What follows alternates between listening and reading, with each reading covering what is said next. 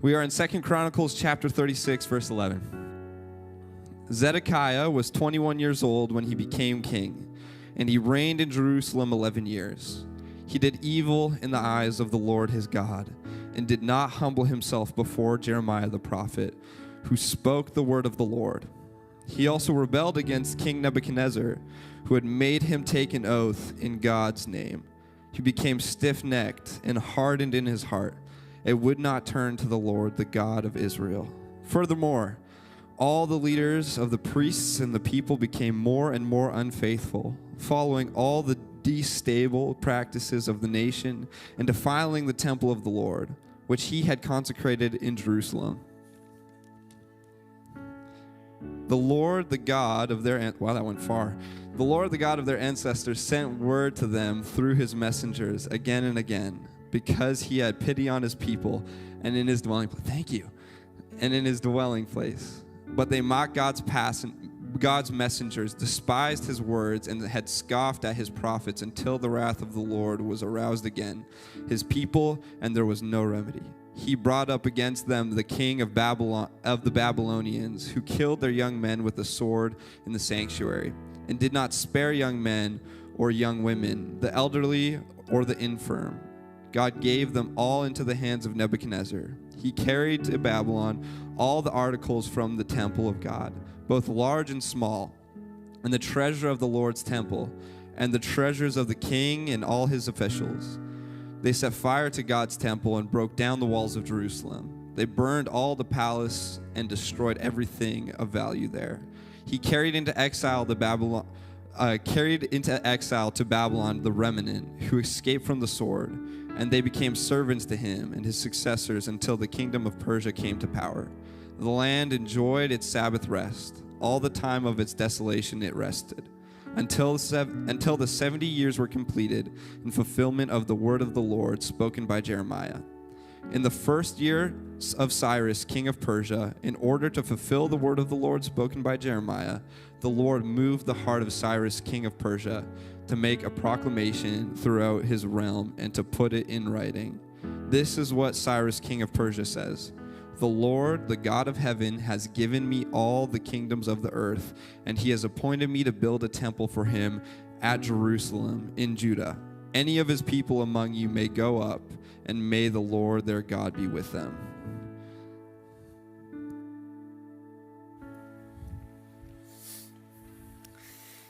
Amen. Well, it's good to be with you this morning.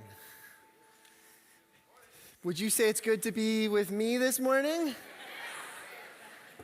Thank you. My name is Nathan. If we have not met, I am one of the pastors here. It's my privilege to be with you, whether you're joining us in person or online. I would like to pull back the curtain a little bit as we begin today. I wrote this sermon about a month ago. It was just simpler because of Christmas break and some other things that I had going on. So my first note that I had here, my first point was just simply this, to ask the question, how do you respond to crisis? That's fine. It kind of sets the stage for what we're going to be talking about today. My second point was choose whatever relevant crisis has happened in the last week. Now, that's interesting. That just tells you how cynical I am of our world, that I didn't think it was worth waiting, right? Like, this is how skeptical I am. My game plan for this morning was basically, don't plan anything, just wait. Someone's going to drop a nuke on Greenland, right? Like, that's the kind of world, that's the kind of skepticism that I have for today. Now, here's good news. No nukes on Greenland. However, in the days afterwards, Abbotsford flooded once again, just like 4 years ago. Shortly after that, on December 14th, a terrorist shooting at a Hanukkah celebration in Sydney, where 15 died. A few days ago, at a Swiss ski resort, a fire killed 40. Just yesterday, a U.S. military operation in Venezuela, land, sea, and air attack from the States on Venezuela, capturing President Maduro. I'm not even acknowledging the ongoing conflicts like Ukraine or Israel and Palestine or Nigeria or Syria or Sudan or Myanmar or many more besides. I'm not acknowledging the personal crises that you've been going through, the grief, the loss, the hardship, the heartache, the desperation. Crisis is the norm of our day. Or how about this? A collection of scientists just said that 2025 was one of the warmest years we have ever had on record. Now, whether you respond to that with anxiety or cynicism, I don't frankly care right now. My point is just, what is your gut instinct to crisis? Is it fear or is it cynicism? Is it action or is it apathy? Do you numb yourself? Do you hide? Do you become indifferent? Do you try and laugh it off? Do you get angry, sad, confused, despondent? All these things are normal responses to crisis. But there's one response which I think we are missing. And in my head, I was going to hide it from you what this secret response is. But I forgot I put it in the title of my sermon. So you can already see it. I'd like to invite you to consider the history of Israel before we begin. So we're about to launch into the Gospel of Mark. That is, we're about to hear the good news of Mark. But before the good news came, Israel endured a season of crisis. So we have a chart on the screen. Isaiah 7 is where we have been. Sorry, some of you are like, yeah, where's the pointer? You thought I forgot. Here it is. All right. This is where we were pre-Christmas. Northern kingdom conquered. That's a crisis. Then we have exile. That's the story we just read, where Judah at this point in time, is taken into captivity by the king of Babylon. Then we have the destruction of the temple, failure of the kings, all these sorts of things. Then we're going to come in the coming series to the Gospel of Mark, where the gospel of Jesus begins, the good news begins. Here is one of the most fascinating things about Israel, and this isn't even just a theological point, this is just a straight historical one. How on earth did Israel endure this time? This is 600 years between the destruction and the anchor of their lives and the time of Jesus coming as Messiah. 600 years between the slaughter of their people and the rescue from their king. 600 years between the loss of the sanctuary of God, where they could directly connect to the Lord of the universe. And then finally later, the King of all creation would come in human form. How did Israel do it? Before we jump into the Gospel of Mark today, we want to ask the question, how did Israel endure? How did they respond to the crisis in such a way that kept them consistent, kept them longing for God, and ultimately was the posture that God wanted them to be in before the Messiah came, before Jesus entered earth? Well, the answer is going to be in 2 Chronicles 36, and here's why. Our Bibles end with Malachi. That is the end of the Bible.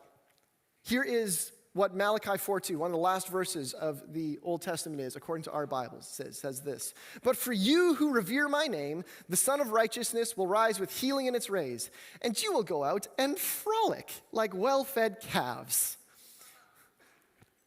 That's the end of the Old Testament according to our Bibles. The Hebrew Bible is organized differently, and 2 Chronicles is actually the last book of it. The final song that would echo through the ears of Israel as they spent 600 years in exile was about destruction and despair and crisis. This apparently was what God wanted them to hear as they waited for their king. Here is the point that we will be driving home today. The best posture to receive good news is one of mourning. This is where the good news of God comes. So, to that end, please come with me to 2 Chronicles 36, which, whatever PK said, he did way better than we did in the last service, because the last service we read the wrong passage altogether. We read 2 Chronicles 32, so we are off to a way better start today. 2 Chronicles 36, starting at verse 11, says this. Zedekiah was 21 years old when he became king, and he reigned in Jerusalem 11 years. He did evil in the eyes of the Lord his God and did not humble himself before Jeremiah the prophet, who spoke the word of the Lord. He also rebelled against King Nebuchadnezzar, who had made him take an oath in God's name. He became stiff-necked and hardened his heart and would not turn to the Lord, the God of Israel. Furthermore, all the leaders of the priests and the people became more and more unfaithful, following all the detestable practices of the nations and defiling the temple of the Lord, which he had consecrated in Jerusalem. The Lord, the God of their ancestors, sent word to them through his messengers again and again, because he had pity on his people and on his dwelling place. But they mocked God's messengers, despised his words, and scoffed at his prophets, until the wrath of the Lord was aroused against his people, and there was no remedy. Note this. Zedekiah, the last king of Judah, is basically only mentioned to outline his failures. Verse 12, Zedekiah did not humble himself before Jeremiah the prophet. Verse 13, he took an oath in God's name through Nebuchadnezzar, but became stiff-necked and hardened his heart and would not turn to the Lord. Not just Zedekiah, all the leaders of the priests and the people became more and more unfaithful, following all the detestable practices. God, verse 15, sent word to them through his messengers again and again. Verse 16, but they mocked God's messengers. It's just a history of failure. And frankly, the story of Zedekiah isn't even the worst. Like Chronicles, the book of Chronicles is just a crescendo of Israel's failure. There's kings in there who slaughtered their own people, who prevented people from worshiping God. Didn't just create alternatives, actually prevented people. Prevented people from worshiping God. There's two kings who sacrificed their own sons in fire. What Israel did when they were faced with this, when they mourned these things, they were mourning a crisis of leadership. And what's fascinating to me is not that they failed, right? That's pretty common. I'm pretty common with failure. Maybe like how dramatic it was, I'm less common with people sacrificing their kids in fire. But failure itself I'm pretty familiar with. What's fascinating to me, what's surprising to me, is how open they were about it. This is their sacred text. Like, what you would expect in a people's sacred text is to talk about all the good things that God does and all the good things we've done to show how awesome we are. And Israel's sacred text is just like, yeah, we suck, we're the worst. Hear this, our king slaughtered their sons. That's us. Is this unusual to you? It's unusual to me. Or how about this? Yeah, we might be familiar with identifying failure, right? Like whatever political party you don't like, you are hunting for their leaders to fail, right? We'll just identify that, latch onto that. Israel isn't latching onto the Babylonians' failure. They're latching onto their own. They're recognizing this is the way our kings have failed. This is what they are broadcasting to the world.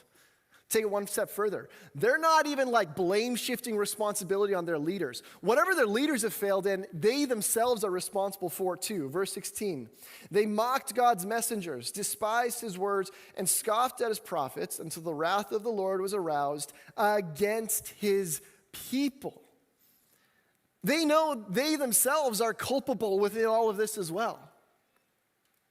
And Israel's response is to mourn this crisis. It's what they keep before them. As they're enduring 600 years of devastation and failure, they are keeping before them their own failures. Now, do you think Israel enjoyed this? Do you think Israel had fun? Do you think they sat around the fire and someone said like, hey, has anyone got a game we can play? And someone's like, yeah, I got an idea. Let's talk about how our ancestors murdered each other. right? No. They have this before them because they're grieving it. They're mourning it. See, mourning is a negative emotional response offered to God. Our temptation is to take all these negative emotional responses and project them in a variety of directions. Maybe it's to your favorites, like the bully from high school that you still are like, you got beef with 30 years later, and you're just like following them on Instagram, just like preying on their downfall. You're projecting all your bitterness on them. Again, maybe it's the political party you can't stand. Maybe it's a certain ethnic group. Maybe it's like a certain demographic of people who understand their gender and sexuality in a different way. Like, this is how you project your anger, your frustration, your confusion, your sorrow. Israel took all those things and offered them to God. Or maybe for you, it's not a projection outwards. Maybe you just like keep it within yourself. You hide it, you numb it. Maybe it's like you fill yourself with self-loathing. You don't know how to deal with it. You try and process it on your own. Israel took that, the bottled up mess that we were, and mourned. They grieved, and they offered it to God. See, one of the things that we need to do is we need to learn to mourn sin. There are two responses that are pretty common, pretty understood when we talk about our response to sin. Number one, hey, I'm wrong. I'm going to confess my sin. I messed up. Number two, stop sinning, right? You're walking this way. Shoot, I shouldn't walk this way. I'm going to walk this way. That would be our typical response to sin, right?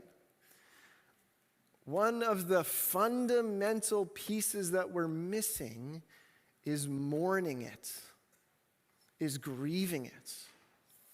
And one of the most articulate passages in Scripture on sin and on the confession of sin, in Psalm 51, there's this verse, many of you will be familiar with it. It says, "A broken and contrite heart you, O God, will not despise." There's actually a necessary step of grieving and mourning our sin. So is this what we do? Like, do we mourn the failure of others? Do we mourn our own failures? Or do we use these things as springboards into despair? Do we use them so that we can project our anger and our disillusionment onto others? Do we laugh off our sin, saying it's not a big deal? Do we hide from the reality of our own sin? Do we use our sin as permission to numb ourselves from the crisis of leadership, from the crisis of sin, from the crisis of human failure that's just undeniable? Or do we mourn it? Do we grieve it? This was what God wanted Israel to do as they waited for the Messiah. He wanted them to grieve it, to mourn it, to cry out to God, and to be frustrated with their own sin. This was the posture He wanted while they waited for the Messiah. There was another crisis, though, two crises, in fact, that they faced on top of this. Read again with me in verse 17. "He that is the Lord brought up against them that is Judah, the king of the Babylonians, who killed their young men with the sword in the sanctuary, and did not spare young men or young women, the elderly or the infirm. God gave them all into the hands of Nebuchadnezzar. He carried to Babylon all the articles from the temple of God, both large and small, and the treasures of the Lord's temple, and the treasures of the king and his officials. They set fire to God's temple and broke down the wall of Jerusalem. They burned all the palaces and destroyed everything of value there. He carried into exile to Babylon the remnant who escaped from the sword, and they became servants to him and his successors until the kingdom of Persia came to power." See, two crises get joined together. On the one hand, you have the slaughter of the people of God, of the young men, the young women, the elderly, and the infirm. The devastation about the loss of human life. And then on the other hand, you have the loss of the temple, the destruction of the holy place of God. And I think it's so fitting because these two things so often go together. We're going to just join them together and then talk about them separately. But Israel didn't just mourn a crisis of leadership. They mourned a crisis of suffering, and they mourned a crisis of faith. And these two things so often go together. I think of my neighbor who I was helping set up a table on his deck one day, and he knew that I was a pastor, and so we started chatting. And he said his big obstacle to faith and religion in general is seeing that children are dying in Africa of hunger and knowing that there's supposed to be a God out there who loves them. This, by the way, is not something that's just theoretical for him. This is a guy who, through his life of serving in the military and in some transition homes, has been put on mental health leave due to PTSD, due to some of the things that he has seen. He personally knows suffering. That's an obstacle for him as well in his faith or the possibility of faith. He is not alone. If you have thought about this at all, this is something you struggle with. It's a big enough deal that in theological terms, it has its own word. It's called the theodicy. Can you say theodicy? You just learned a new word today. Good job. It is about the problem of evil. How could a good, all-powerful God allow suffering and evil in this world? How do you experience that? How could that be possible? This is what Israel itself was dealing with. One of the fascinating things about the Bible is there's never a really strong answer given to that question. Philosophers have answered this question. Philosophers have wrestled with it. And in fact, there's a guy named Alvin Plantinga who wrote a book on this that many scholars would say has dealt with the problem of how God could allow evil. But Scripture itself doesn't deal with it.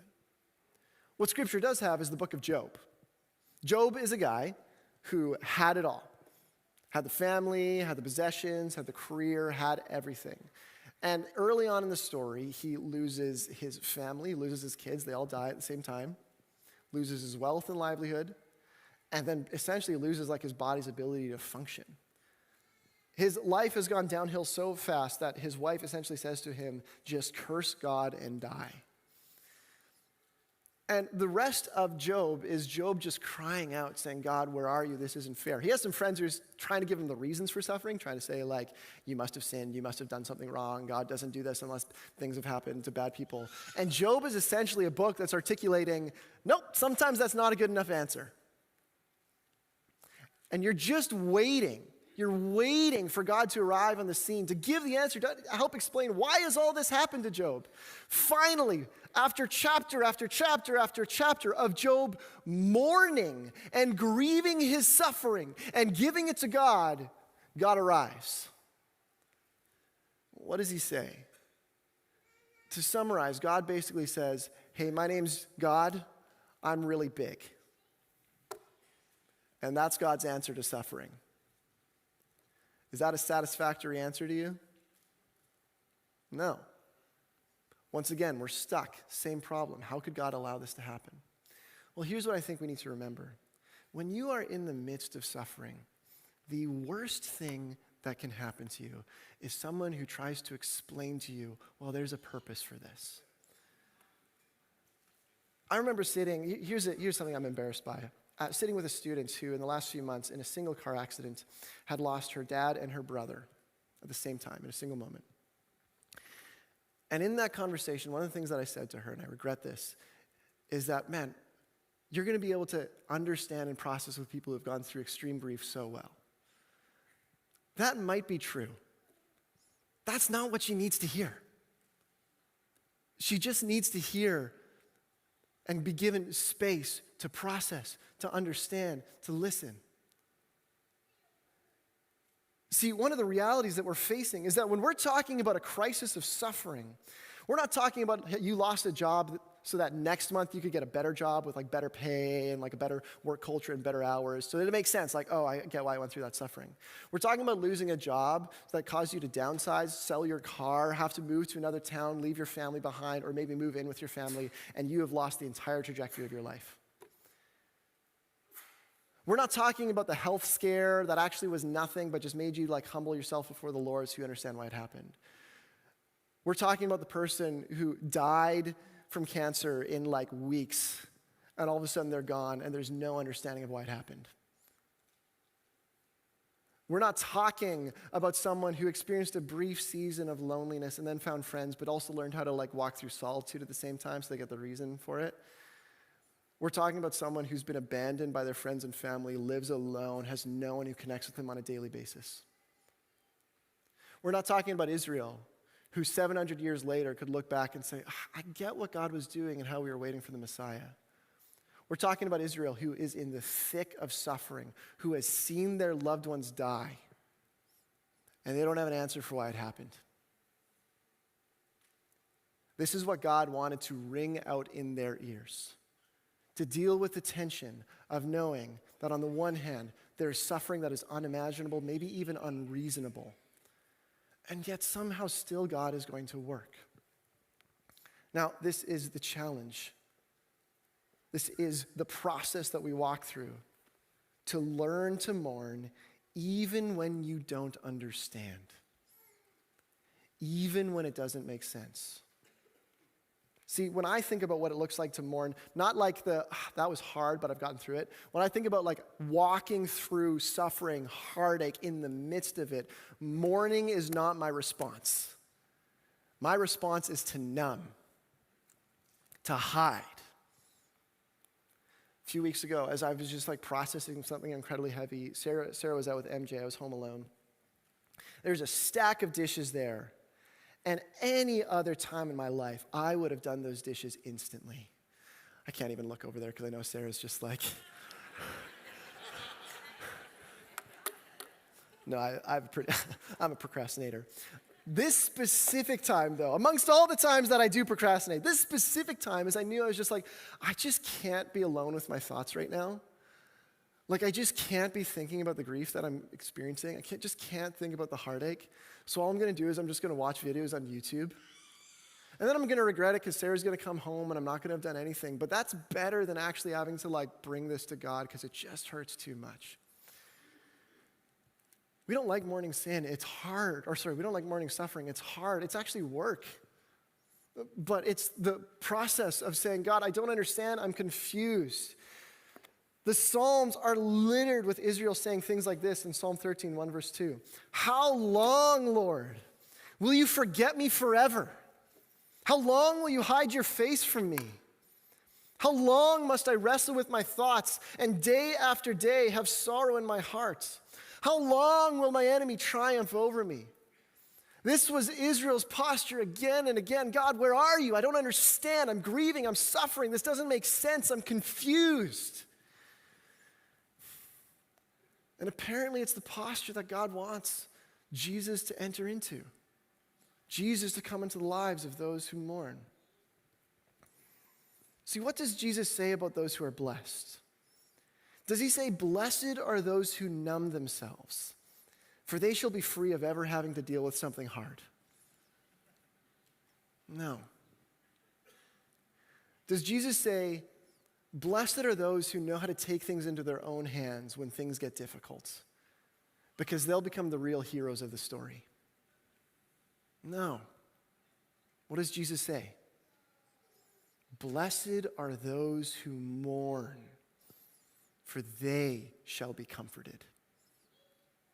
This is where the blessing of God comes. Hear the words of Rowan Williams. Listen to that strange blessing for those who mourn. Don't be afraid of acknowledging that this hurts. Don't be afraid of acknowledging that the world itself hurts. The worst thing that can happen to you is a kind of anesthesia of the spirit. Somehow not noticing your own hurt or the hurt of others. Israel was to keep this posture of acknowledging the hardship of suffering, to mourn and to grieve it, and to somehow believe that God is big and he's going to do something anyways. But the great question is, how would God do this? Israel believed two things. Their suffering was unimaginable, and God would do something to rescue them. Their crisis was unreasonable, and yet God would work. The question is how God would bring it together. And if I could spoil the ending a little bit for you, God sends his son straight into the heart of suffering. He sends his son into the fire. God enters the crisis. See, for the one abandoned by their community, stuck without friends or family, alone and rejected, Jesus comes and he gets it. He's rejected by all. By the leaders, by his friends, by his family, his closest followers leave him at the end. He's abandoned, he's alone. He gets it. And he rose from the dead so that those who experience that rejection would not only have someone who understands, but is offering a way of life that would be different. For the one crushed by the weight of responsibility, suffering under the never-ending demands of work and home, nearing a breaking point, put on stress leave, Jesus comes. He gets it. He knows stress. He knows the weight of responsibility. He felt it so much that on the night of his death, he was sweating blood. And then he rose from the dead, being the King of all kings, saying there is a life that is better, that is available. He gets it, and he offers something different. For the one crushed by the premature death of their child, Jesus comes and dies in the prime of his life. He had years ahead of him. His family was excited for him. And he did it because he wants to reunite families with their lost ones. He took it on. All the suffering, all the sin of the world, he entered into it. Whatever you say about the struggle of understanding how God could allow suffering, what you cannot say is that he doesn't care. He entered into the depths of the crisis of suffering, of pain, and of heartache, took it upon himself, and said, after I have experienced this, I will rise from the dead so that other people will have a new way of life before them. That doesn't mean that the suffering is going to disappear yet, but it does mean that one day it will. Here's the problem, though. You can hear that. That doesn't necessarily deal with your crisis of faith of whether or not God's there at all. This is what Israel experienced, right? The temple was destroyed. In verse 19, 2 Chronicles 36:19, they set fire to God's temple and broke down the wall of Jerusalem. They burned all the palaces and destroyed everything of value there. It would be hard to overstate how important the temple was to Israel. It's not just that they would go to the temple and kind of be like, okay, here's the closest I can get to heaven. The point was, you were actually in heaven.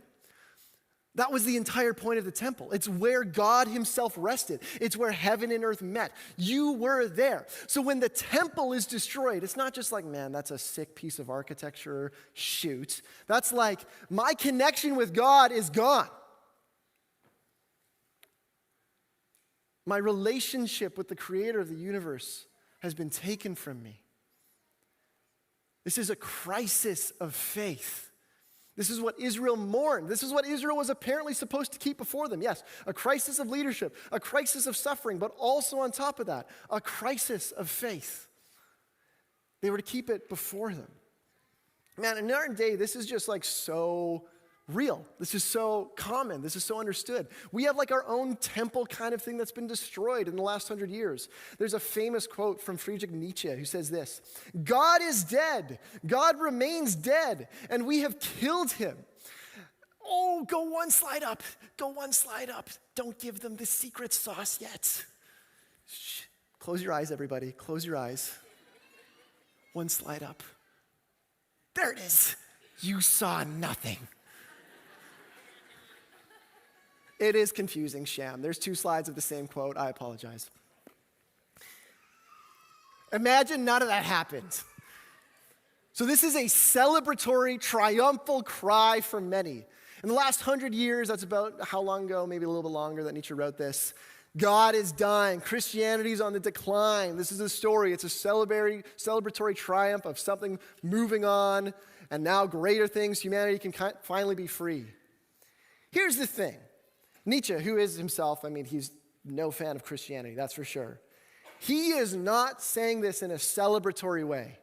This is not a triumphalistic, celebratory, woohoo moment for him. Here is the context of the thing you haven't seen before. God is dead. God remains dead, and we have killed him. How can we console ourselves, the murderers of all murderers? The holiest and the mightiest thing the world has ever possessed has bled to death under our knives. Who will wipe this blood from us? With what water could we clean ourselves? What festivals of atonement? What holy games will we have to invent for ourselves? Is the magnitude of this deed not too great for us? Do we not ourselves have to become gods merely to just appear worthy of it? See, sometimes the decline of Christianity is represented as this great, glorious, celebratory, triumphalistic thing. If any of you have ever walked through doubt, or maybe are right now walking through doubt, you know the experience of it is anything but that. You know it's hard. You know it's devastating. You know that there were so many things that were stable in your life that are now gone. You know the experience when the temple is destroyed and you don't know what it's like to stand before God or to stand in the world without God. You know that experience. So what are we to do? Well, once again, taking Israel's cue, learn to mourn during your doubt. Just make it simple. Just say, God, I am scared. You know what you've done with those 4 words? You've channeled your fear away from your relationships, away from your circumstances, away from yourself, and you have given them to the God who already knows all things. You've positioned yourself by praying this to be ready also for God to answer your fears. See, there'll be times when this is simple. There'll be times when you're just like, yeah, what I want to do is I want to talk to you, Jesus. I want to talk to you, Father. I want to talk to you, Spirit, about the things that are hard, about my suffering, about my doubts, about the sin that I see and the sin that I do. I want to talk to you about these things. There's a few times in your life where it's going to be simple. The vast majority of times, you are not going to want to do this. There's times where it's just going to feel fake, where it's going to feel inauthentic. Do you think Israel wanted this to be the end of their story? Do you think they wanted this to be the thing that echoed in their hearts for centuries? Would they not have preferred to hear frolicking with the calves? Is that not what they wanted? But this is what God wanted to be before them, the final words as they waited for the Messiah. If it feels fake, do it anyways. Mourn, tell him, say it to him, write it to him. What you are doing is you're positioning yourself in the very position that Israel was when Jesus came. You are not transforming the world by your mourning, but you are positioning yourself to see when God moves and to be the actual vessel through which God moves. Jesus, when he was hours away from dying on a cross, had these great words of lament and mourning. My soul is overwhelmed with sorrow to the point of death. He said that publicly to his followers, and he said that before God the Father. What did that accomplish? Nothing. He still died. But Jesus, before he dies, postures himself in the position of mourning. Jesus knows the plan all along. He knows that he's going to be raised from the dead. He nevertheless enters into mourning. This is where the good news comes. Because in that moment, we find Jesus about to resolve all the crises of the world. I know that's a dramatic statement, but it's true. Every crisis in the world found its resolution as Jesus headed to the cross. There was a crisis of leadership, and now the righteous king comes to the throne. There was a crisis of sin, and he takes on the sin of the world. There is a crisis of suffering. He gives new life for those who have been slaughtered and died. He is a God who personally knows suffering. There is a crisis of faith. Now, after the temple was destroyed, God came to earth personally. He is personally here, not just in a single location, but through the death of Jesus, the Spirit gets sent out and is with all people who believe in him. All crises find their resolution in Jesus. So what do we do with this? We want to be the people who can learn to mourn in the way that Jesus did. This apparently is the posture that helps us to come to Mark 1, chapter 1, as we will next week, and hear the good news story. This is Mark 1, chapter 1. Hear this from the posture of Israel's 600 years of mourning. The beginning of the good news about Jesus the Messiah, the Son of God. To people marked by suffering and heartache and lack of understanding, here's some good news. Good news doesn't matter that much when you're already feeling great, right? Feeling high. Maybe good news feels really good if you're feeling high. I don't know. Sorry, that was a terrible joke.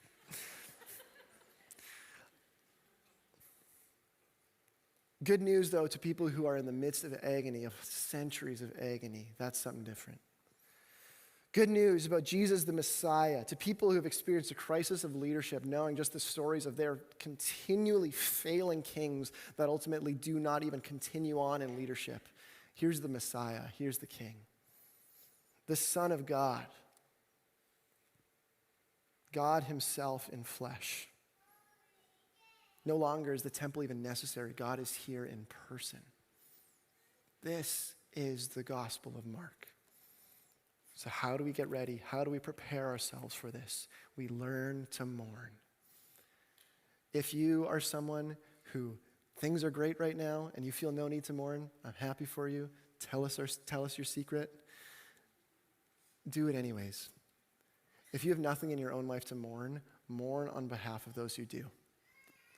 Mourn on behalf of those who are suffering, who are unable to do it on their own.